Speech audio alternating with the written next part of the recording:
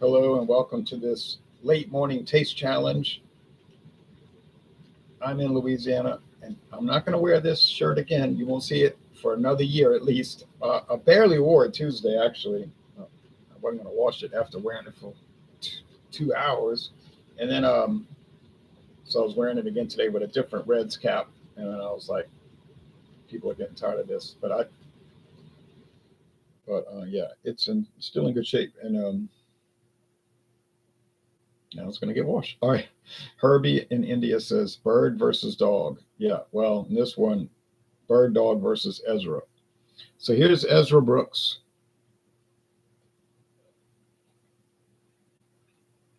Kentucky straight bourbon whiskey, sour mash bourbon whiskey, 40% alcohol. There's an old distillery. Guess it's somebody's. Because I don't think Ezra Brooks was ever a company. It's a brand. It says 7 generations. Since 1800, Ezra Brooks remains the perfect way to cap off the day. Ezra Brooks is a genuine sour mash aged naturally in new charred white oak barrels and charcoal filtered for a mellower flavor. That's right. I forgot to mention it's charcoal mellowed like Jack Daniels is. We invite you to sit back and savor the experience that is Ezra Brooks Kentucky Straight Bourbon Whiskey and see why through 7 generations it is and always will be the bourbon for those with a rugged spirit and taste for adventure. Well, I know the trade, it was only introduced in 1957.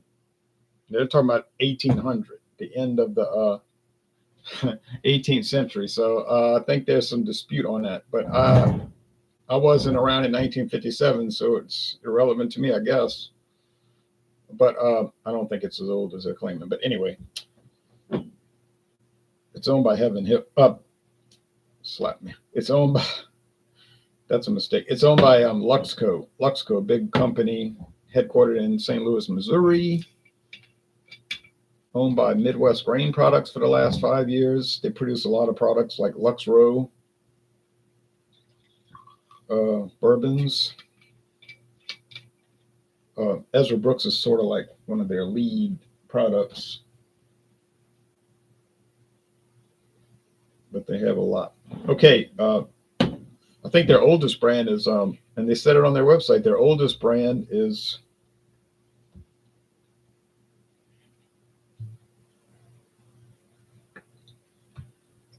Juarez Tequila. The oldest brand from 1960 is Juarez Tequila. And, but I think they bought Ezra Brooks from somebody else. You know, a lot of these liquor companies tend to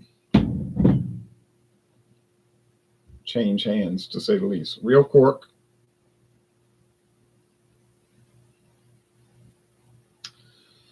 Real twist cap.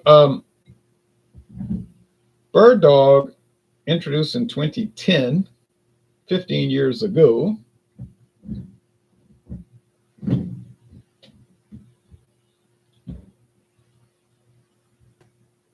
Some people call this the Irish Setter bottle. They don't list it on their select stock.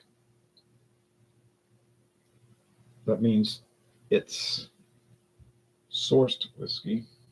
Somebody's making it, don't know who. It's bottled by Three Springs Distilling Company for Western Spirits. And Western Spirits makes a lot of different brands, or at least owns a lot of different brands. I looked up the address for Three Springs Distilling, and I looked at a photo of it, street view, and it's just a metal building, a very big metal building, but obviously just a production facility, not a tourist destination. So Birddog is not famous for bourbon whiskey. Birddog is famous for flavored whiskeys, all right? And they do not, now these are both amber, so they look almost identical. Amber gold, or maybe gold amber.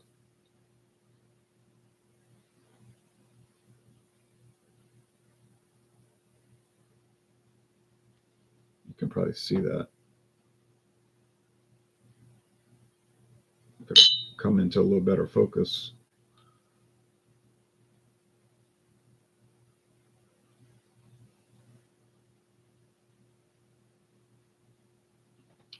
So,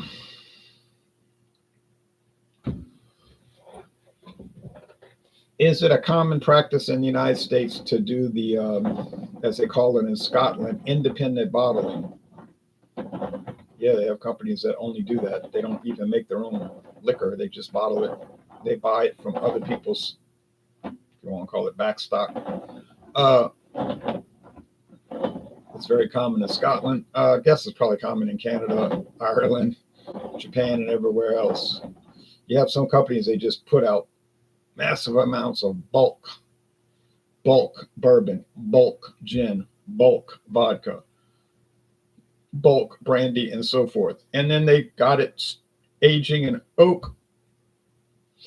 And then if you want some, you can buy it and negotiate how you want to do it. Now, some of the companies don't want their name on it, so they'll just say from a reputable distiller, or if it's beer, they'll say from a reputable brewer. But the producer doesn't want their name on it for various reasons. So now sometimes they don't care; they'll just put their name on it. Okay, depends on the contract, I guess.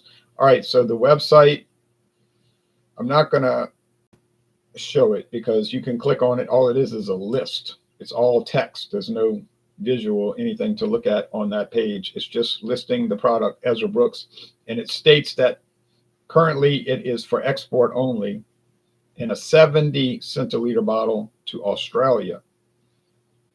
The 50 milliliter bottles, the little airplane bottles, are just, they say, in export for, I guess, whatever countries, but not available in the United States.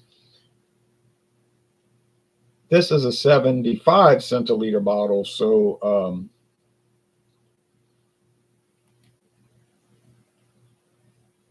it's a full amount for the United States. Let me put in there charcoal mellowed. I forgot to put that in previous ones, some of the previous ones.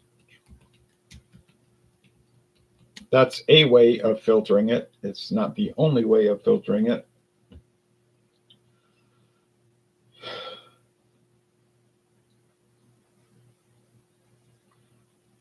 Probably mellowed after aging, but that's not a requirement. You can mellow it in charcoal. You can drip it through charcoal before you age it, like with Jack Daniels, or you can do it after you age it. It's totally up to the distiller. It's not relevant to bourbon. It's still a bourbon if you do that, or you don't do it, or you do it this way or that way. In fact, if you read the regulations for bourbon, just filtering is not mentioned. Not even mentioned. Okay.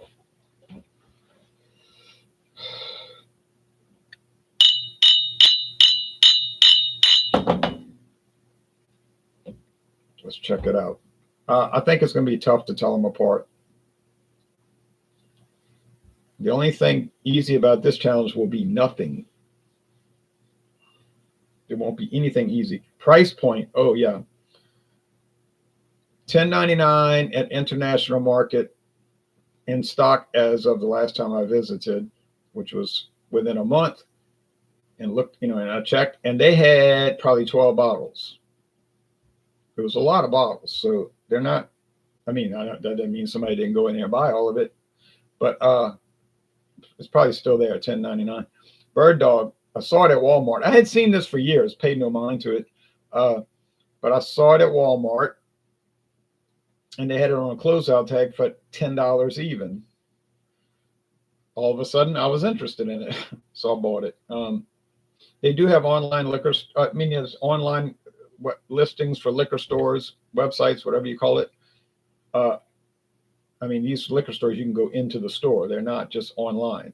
They have a website. You can go shopping at the store in Indiana or Florida or whatever.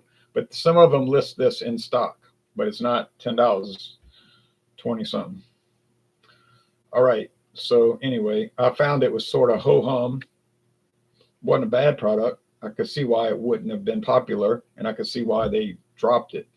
Like I said, most of their sales are blackberry flavored whiskey, peach flavored,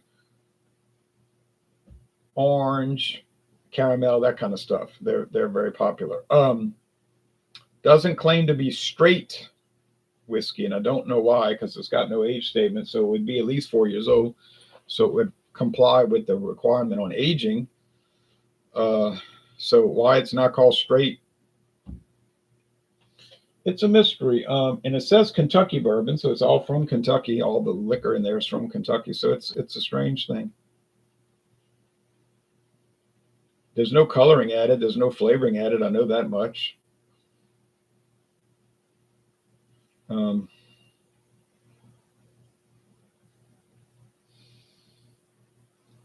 Smells like grain, namely corn. Sweet corn too. Yeah, that thing. Same thing like if you buy the whole kernel sweet corn from Libby's or Del Monte. And I heard Del Monte filed for bankruptcy. Believe it? We're talking about liquor stores. I mean, distillery companies. Well, they said Del Monte, their sales have been dying. So I believe they're a cooperative. I don't think that's an actual company. It's like a bunch of farmers that teamed up to make a umbrella company, sort of like a Borden and Land of Lakes, which is like a cooperative from farmers, dairy farmers, who apparently don't like Indians because they took the Indian girl off the Indian maiden off their label, which I thought was a sign of disrespect, but I don't run the company. Now they show a lake with a sun. Okay. Aroma. Appearance, a draw. Aroma, tie. Another tie. Price, in a real world, the Birddog was probably $14 more. But in my case, it was a 99-cent difference. $10 even for Birddog and $10.99 for Ezra Brooks. But don't expect to see those prices. Chances are you're not going to. Chances are you're not going to find the products. But I could be wrong. After all, I found them, and it wasn't that long ago for either. Okay, so I'm noticing, like I said, sweet corn, sugar cream, oak, charred oak, a little fruitiness, like they say, and I'm saying fruitcake fruit. That kind that's like dried up some kind of way and put in the Mylar bags. I always say that, but that's what it reminds me of.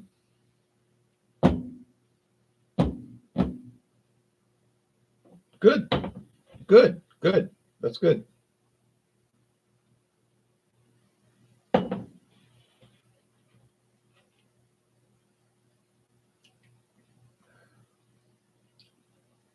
Yeah.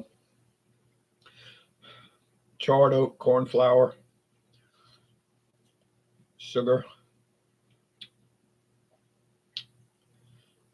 maybe some sourdough bagel like Linder's or Taylor, I think, or Tufayan. Well, Tufayan makes good ones, but I'll say the Great Value is good too from Walmart. I don't know who their contractor is. Obviously, one of the big bagel companies that I just named, or one I forgot the name. But they'll never release that information. Like I told somebody, I said, go buy Folgers medium roast coffee and buy Great Value medium roast and do a blind taste test. I bet you never tell them apart.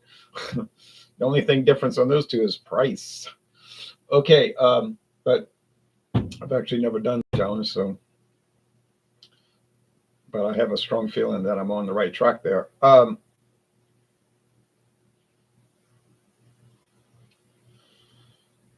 Light to medium body and a dry finish. They're both light, low medium, not thin, but light, easy going. Now, You say, I like a bourbon that's so intense and high proof and like charred oak, just so charcoal. Yeah, not going to work with these two. These are light, low proof, mild, mellow, and easy going to say the least. So I wouldn't say bland necessarily, but not exactly bursting with flavor. But a lot of people like mild bourbon, so that's why Jack Daniels and Jim Beam is so popular. It's not all advertising, although that helps significantly.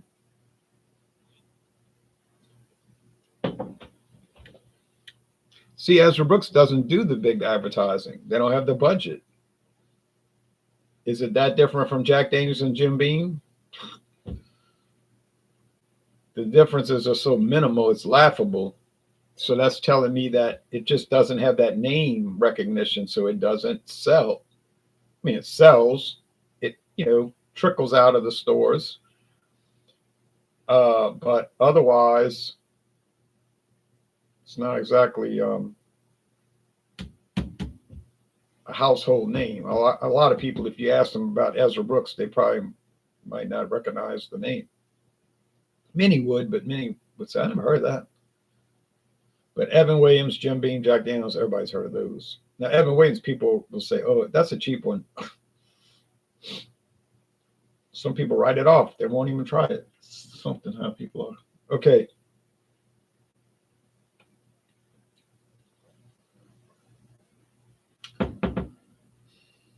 I think that one might have a little more charred oak, and I think that might indicate Ezra Brooks.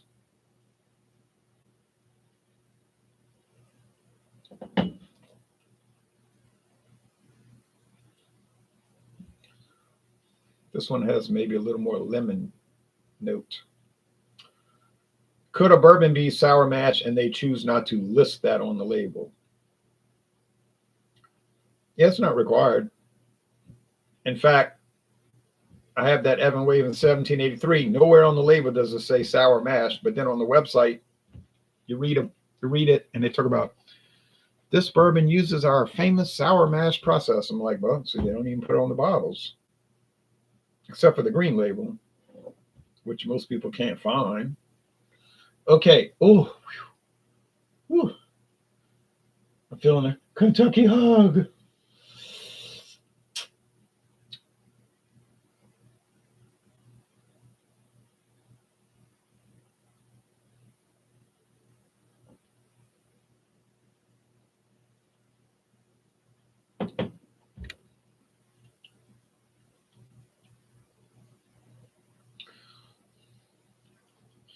It's almost like it's got caramel in it. I know they can't add that. I mean, yeah, I have bourbon with natural flavors. That's allowed, but it has to be labeled as such. They can't just sell it as bourbon and then be slipping in flavors. No way. Bourbon with natural flavors, that's allowed because it's on the label. But to secretly add that, the company would be in big trouble if they got caught. And they wouldn't do it. They're not going to risk it. We've had companies do that in the past and go down in flames playing games with their product, like Schlitz, the great example of Schlitz with their self-destructive, self-defeating policies, mostly resulting from them recognizing that they were slipping. You see, so like they knew that the public couldn't see it. When I was a little kid, Schlitz was like one of the powerhouses. So in our mind, it was Budweiser, Schlitz, Miller High Life, Pabst Blue Ribbon. And around here, Dixie and Jack's, but Jack's was on the deathbed. So Dixie, yes, Dixie was still strong. But the company internally knew that they had lost ground to Budweiser in 1957, 58, and they were continuously losing ground and market share. But they were still number two up until 1976, number two brand of beer. But they could see the problems, the writing on the wall, and they wanted to do some little shortcuts to save money. Put out the same product, but take shortcuts on the production. But they didn't label it on the bottle or cans. The new Schlitz shortcut beer. We charge the same and don't do as good of a job with it. No, they're not going to put that on there. But consumers started to notice that something's wrong with this beer. And it turned out that they were adding this fermenting agent, an additive to the beer. And it was, the company didn't realize it was tainting the beer. Well, they realized it later, too late. And that really killed their reputation. And they had some pretty bad ad campaigns, but I didn't see where the ads were that bad. I watched some of those old commercials. It seemed fine to me. Typical kind of stupid beer commercials, kind of cheeky humor. I don't see what was so egregious about it, but apparently, you know, I never remember hearing about that at the time. And I was in elementary school. I would have, you know, fourth or fifth grade, I would have understood, you know, but I just think the whole thing was going down, you know. But the point is, don't taint your product. If you're having trouble with your company, try to deal with the trouble, but don't deal with it by reducing the quality of the product and try to act like nobody's going to notice, because there's a good chance they will notice. And now Schlitz is no longer a company. It's simply a brand name owned by Pabst. And their brewery in Tampa, Florida is now owned by Yuengling, and their brewery in Memphis, Tennessee is owned by City Brewing. That's right. They got bought out shut out basically 43 years ago. And I remember driving in a van with my father in 1985, and I asked him, I said, whatever happened to Schlitz? Because, you know, I can remember 10 years before, it was like so huge. And I just remember nobody was drinking. I just noticed nobody was drinking it anymore. And they were all drinking Coors, Miller Lite, Bud Light. So it kind of, and I wasn't a beer drinker back then at all. Definitely not. And, but I just would notice products. I kind of followed products. That kind of struck me as bizarre, strange, shocking, you know. But in 1996, when I went into the beer drinking project, I went to the local stores to look for Schlitz, and it was widely available, bottles, cans, well, mostly cans, but I did find bottles in Houston, Texas, but everybody had it. And then 10 years later, 2006, some people had it. And 10 years after that, 2016, almost nobody had it, you know. And I was looking for it yesterday, and they didn't have it in stock, but they'll bring it in if they produce enough. But it's off the shelves right now. Now, it might come in tomorrow. And I heard that this new Schlitz, this is the word on the street, meaning the internet, is that there's a new St. Louis brewed Schlitz. Anheuser-Busch took that over. But I'll believe it when I see it, but I do believe it, sort of. That's why I was looking for it yesterday. Spam man. Spam man. I haven't bought a bottle in 3 years, tired of getting ripped off. I think everybody's tired of getting ripped off. Okay. The winner, I don't know, really, honestly, but I don't love either one, but I like them, and I would recommend them if you're not too picky, and I'm not. I mean, they're good in the B range. Like, they're a B. They're good. You made a B. That's a good grade. But obviously, you wish you would have made an A. But anyway, good, solid B score. I think this is the Ezra Brooks. It's the Birddog. Oh, I just guessed. I really didn't know. I want to be truthful on here. So even if I would have gotten it correct, I might have backed out of it. If I'd have gotten it correct, I might have said, man, I just took a guess. It's not really a loss. it's sort of like a tie because I just couldn't tell them apart. But I'll count it as a loss if you want me to. Um, so was I able to tell them apart? No, but I just sat here close to half an hour telling you how they weren't really that different one from another. So now, do I have any more Kentucky bourbon whiskeys to go up against Ezra Brooks? I do.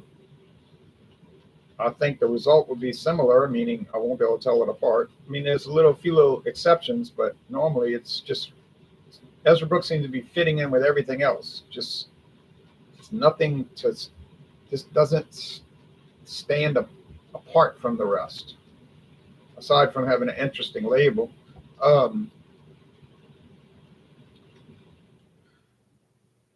10 high. That's not even a true bourbon, but they always have it in the bourbon section. Used to be a straight bourbon, but those were years ago. I have Winn-Dixie. Yes, Winn-Dixie sells their own brand of bourbon. It's made by Buffalo Trace. It doesn't even say straight bourbon. It just said bourbon, Kentucky bourbon. And it's cheap. It's like $15.99 for a handle. Oh man. But you just got to check their website, or because they'll run sales. Like if it's $17.99 this month, just don't buy it. Wait for the sales. Wait till next month. They'll put a sales tag on it, and it'll drop $2. I'm serious. That's how they just rotate the sales. It's pretty good, but like these, it's just like ho hum, you know. And then I have Stedman Select, which I find I have the old Stedman Select, 86 proof, sour mash, aged 3 years, Kentucky straight bourbon whiskey. I think it's a little better. I think it's going to be a little better than Ezra Brooks, but that could be a miscalculation in my mind, you know. But then I'm going to go to some non-Kentucky bourbons, some real oddballs. Jesse James, America's Outlaw Bourbon. Don't know where that's from, but I know it's bottled in California. And I've got what's that other one? A doggone Jepson's. That's a tri-state bourbon. Indiana, Kentucky, and Tennessee bourbons blended together. A blend of straight bourbons. If that's not bizarre. And I have the older label because last year they put in a new label, but I haven't seen it anywhere. And then I have, I think I have one more non-Kentucky bourbon. Oh yeah, I got those Tennessee one Greenbrier, Nelson's Greenbrier Tennessee whiskey, which is a type of bourbon. That's another one that's just kind of like the same, it's just regular. Although the price is not too regular, it's like $28, but for something that's not even close to as good as Buffalo Trace, I can get Buffalo Trace today for $23.99, right off the shelf. So without a sales tag, or at the worst case, $24.99. So I'm not about to pay $28.99 for something that's not even close to it.